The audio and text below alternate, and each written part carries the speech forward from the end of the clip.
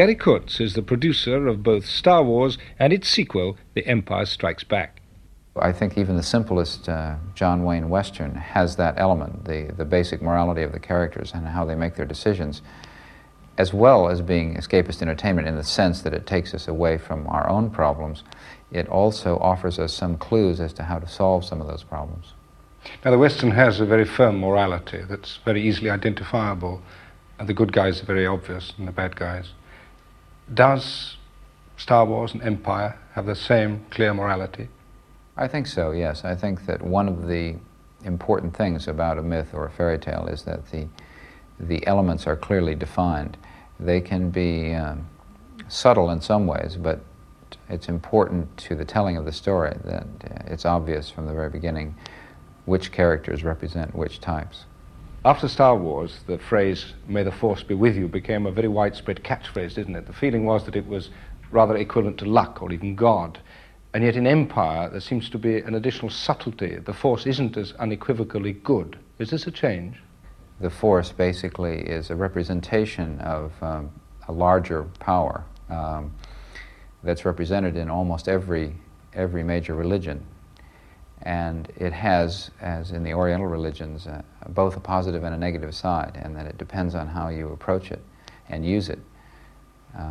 Even in the parables in the Bible, it implies the same thing, that depends on just how you use it, whether it's a positive force or a negative force.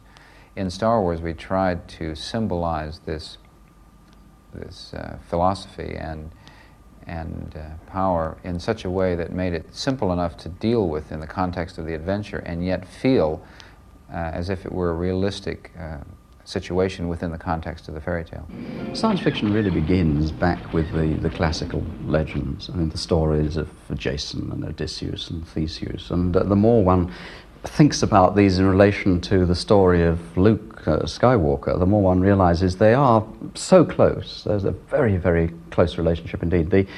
The connection is really the guidance from above. Odysseus, Jason were forever making mistakes. They were forever finding themselves cast up on a shore without even a weapon, without even their crew. They were getting enchanted, they were getting taken off at the side by magicians and sorcerers, and they had, as it were, then to be rescued by various factions of the gods who would haul them back into the action again and say, look, this is what you should be doing, and we're behind you on this, but don't start wandering off in this direction because that's the other camp. We don't want you there. And this is repeated very, very clearly in Empire Strikes Back with the contrast between Vader and the Guinness character. Both saying really that they need Luke for their own purposes, although those purposes are never made clear, and it was never clear who exactly was going to get any benefit out of the activities of Odysseus, or of Jason, come to that. One inevitably comes to Merlin and the story of Arthur, and of course Arthur is Luke Skywalker, once again, the whole idea of Merlin knowing everything and being concerned that everything should be understood by a fresh generation, giving Arthur a quest, giving Arthur a weapon, the lightsaber, Excalibur, whatever. This is something that Star Wars has picked up and is taking forward once again. Dr. Gerhard Adler, a student of Jung and for many years president of the Institute of Analytical Psychologists. They express a basic longing of mankind, a basic longing and a basic fantasy of salvation, which is one of the great subjects, of course, of myth. Is the hero figure always a young man who is finding Yes, experience? the hero figure in almost every case is a young man. That has to do, of course, with the whole idea of the future, the growth in the individual, and the young man is the one who is always full of expectations and full of longing. An old man is a different figure. Actually, old men play also a large part in the myth, but they are what one might call the wise old men who give advice, who help. They can also be the evil old men. You have both sides, for instance, the figure of Merlin. And so they are also part of the myth. And what part does woman play in the myth? Oh, woman plays a tremendous part. You always have the princess, for instance, that has to be rescued. But it's not just that the princess has to be rescued, she also is a great helpmate to man. So Jung has coined a special term. He talks of the anima, expressing the female part in man. And it's the female part in man which is really the creative part. See, all creativity, you might say, comes out of the feminine side of our psyche. And so it's not just the princess that has to be released from the prison of some dragon or so. It is also the woman in man, the feminine side in man, which represents tremendous help and support. So you have a young man who is on a quest, who is being helped by an older man, and who goes through difficulties and who rescues a princess. These elements are all in Star Wars and in its sequel. Now, why is it that people respond so strongly to these figures? Well, they respond to these figures because they are somehow eternal figures in man. You see, they are not something that the individual invents. The individual rediscovered these figures in his own psyche. But they are figures which are what one might call transpersonal. They really transcend the invention of the individual. They are there as eternal patterns, as eternal figures. And if you find these figures represented in films, there is some kind of unconscious response which is highly charged with emotion, simply because they represent these very profound eternal images in man's psyche.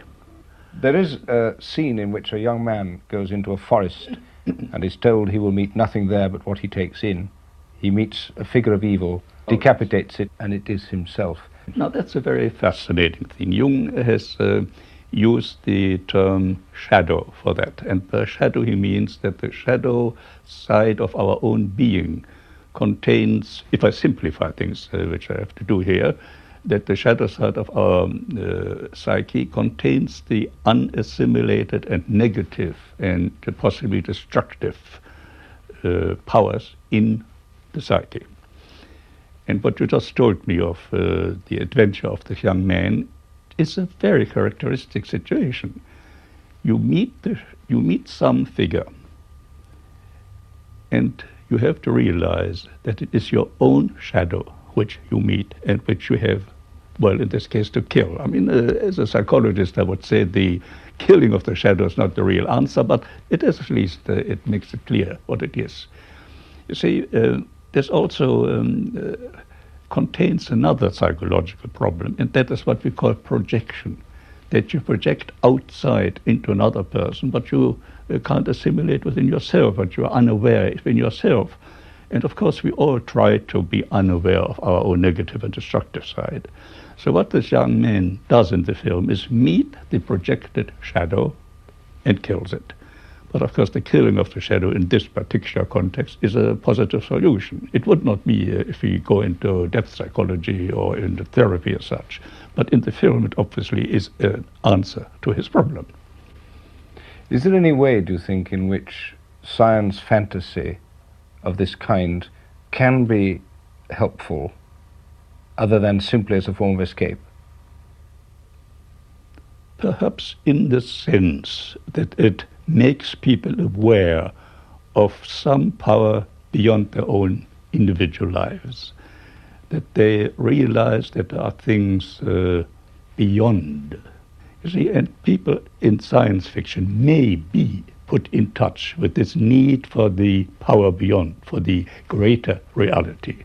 But again, it's a problem of it's a problem of how much do people really understand of that. I think that most people will read science fiction the same way that they read a detective story. Now, again, a detective story may have meaning if you understand the problem, but, well, as I say, it all depends very much on how much the individual tries to understand what such a story really may mean to him. I think fantasy is the best way of telling parables. I mean, I think it goes back to the time of Aesop and before. All cultures have fantasies of some sort or another, which teach some sort of lesson. The question is, what lesson do they teach? Star Wars and The Empire Strikes Back are, as one critic called it, kind of mixture of moral rearmament and transcendental meditation. Luke Skywalker doesn't really do anything by his own efforts. He surrenders himself to the Force and then is able to do something. And that's like saying to people, give up your minds and have faith and believe. And that is the message of Star Wars.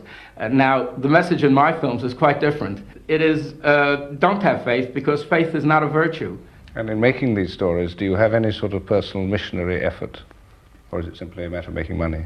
Well, I think it's a combination of both. I think that I've always felt that the entertainment side of film also, to be of any value at all, has to have some kind of positive statement to make. But it must be internalized in the characters. It doesn't really do much good to over-intellectualize the concepts, because if they're just there on the surface, you just turn off the audience completely. They don't accept anything. I think they're excellent ways of making money, but I think that they must have another appeal. Whether one can state definitely what that appeal is depends on one's own tastes. Any film comes out of the way we feel, the way we are, the way we fear about the present. Not really so much about the future. It's really about what we do the next couple of weeks rather than the next couple of centuries that concerns all of us. And a film is a reflection, not a prediction at all. But that reflection is a matter of identity then. It's a matter of, well, one film is about, like Jaws, how we're afraid the earth might swallow us at any moment with giant teeth. Or another film like Earthquake or Towering Inferno, it would be our fear of society collapsing around us at any time. But aren't you rather exaggerating our power of choice in this? Aren't we all really ultimately victims of the propaganda machine from Hollywood? Oh, I will never believe that. I think that the propaganda machine is very efficient, and I think it will do its best to point us in directions that will be most profitable for it. But I think that increasingly audiences are very well aware of what's being done to them, and that element of choice is nevertheless there, and they are making it. Hence the film that is not going to be a success, that does not appeal, that does not say things which are in sympathy with the way we feel or which express the way we feel, that film is an immediate and instant and crashing failure. It's very important in most heroic myth that the character makes his decisions based on his own personal integrity, regardless of what pressures are brought to bear on him from the outside. It's very difficult sometimes in a contemporary society to do that. There are so many different possible answers to a particular problem, and each one is not very clear-cut, that sometimes we need the internal strength to be able to make what we feel are the right decisions for us, even though it may, in the short run, appear to not be the best choice that we can make. I think that type of story is very well illustrated in a fairy tale because of the way that you can symbolically portray the conflicts that come up. But that is very much a humanist rather than a religious approach, isn't it? Well, I think it's both, because a lot of the religious parables deal with that very factor, that especially the area of doing what you think is correct, regardless of what the potential reward may be. There probably have been several hundred films that relate very directly to the religious parables about someone doing something that he feels is correct in his heart, but everyone else around him feels is wrong. But wouldn't the religious view be that man alone isn't capable of deciding right from wrong, that he needs help? Well, but that help is there in the sense of how he relates to his environment also. In the American Indian culture, as a child reaches maturity around 12, he's required to go off into the wilderness for a period of time, a week or so, without any weapons or without any food, and live in the environment. In the Indian culture, that's the same symbolism as Jesus going into the wilderness and communing with his God. And the same thing that relates in almost all the major religions to man's being aware of the power and the strength of the environment around him and the powers that are larger than he is, or that part of that superpower that's within him depending on which religion you're dealing with, it's all tied up in more or less the same thing. And that is really reflective of the way we relate to the Force in Star Wars. It symbolizes that. That's why so many different people see so many different things in the story.